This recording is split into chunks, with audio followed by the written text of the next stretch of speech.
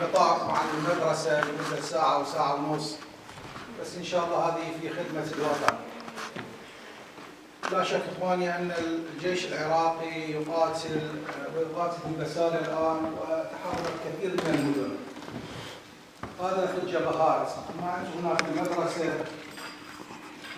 حقيقة هذه الأناشيد تبعث الهمة، وعندما الجيش العراقي يسمع هذه الأغنيات يتأثر كثيرا. ويقال في السابق أنه حتى الشعر يؤثر حتى في مشي يعني البعير وكذا، فالشعر يؤثر في النفس أيضا تأثير كبير، والأغاني والأزاهيج تؤثر في النفس تأثير كبير.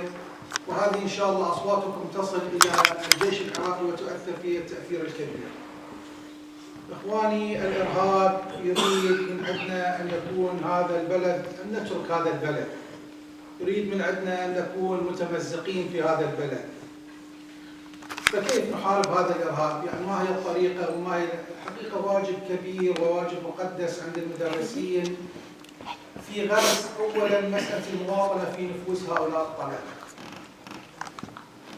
حقيقة غرس يعني الحضارة العراقية في نفوس هذه الطلبة. تعرفون أن العراق هو مهد الحضارات،